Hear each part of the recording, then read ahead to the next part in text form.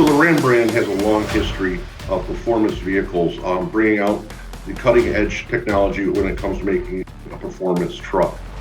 The first truck was the 64 Custom Sport Special. The engineers took a 426 street wedge, put it in a half-ton truck.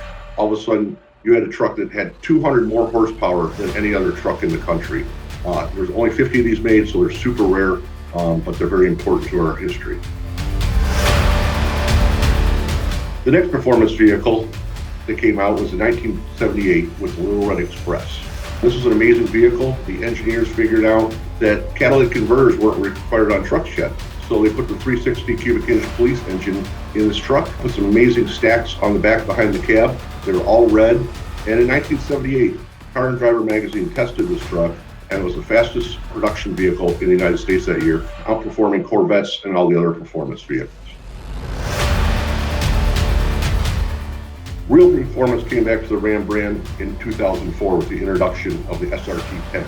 This was a truck that they took the Viper engine and put it in a pickup truck, V10, 8.3 liter, producing 500 horsepower. They also did a lot of wind tunnel work to make the truck more aerodynamic. And you knew it was a fast truck when they put a spoiler on the back that was actually functional. This truck set the Guinness Book of World Records speed record at the 𝗙𝗶𝗹𝗶 Proving Grounds, topping 154 miles an hour.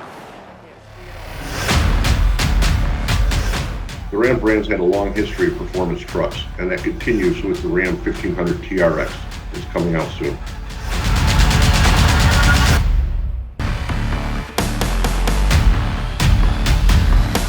The main challenge of designing the 2016 concept truck was the timing from when we were initially given the green light to do it to the show, which was the State Fair of Texas in October. So we had about 77 days to build that truck.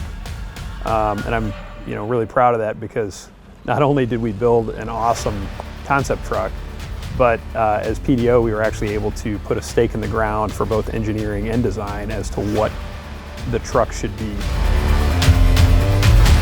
So we learned quite a few things from the concept that guided us on the production truck. So one of the big ones was the need to shift the wheelbase forward by about 20 millimeters. So early on in the development on the concept truck, we knew that to fit this larger tire OD with all of this added suspension travel, we had to move that axle forward. And that was one of the early discoveries that we knew was going to be a challenge on the production truck, but it prepared everybody in the team for what needed to be done.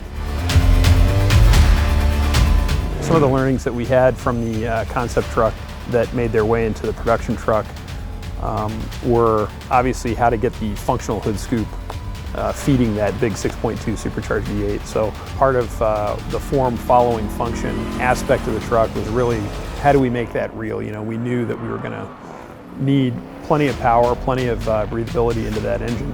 One of the things that we sort of changed going from concept to production was that instead of playing up that high monolithic grille, we ended up going to this full-on wide graphic, right? The truck's 88 inches wide, so we wanted to make the truck read as wide as possible. So you'll notice that we went from the hop-up to basically a flat brim graphic all the way across the front of the trucks.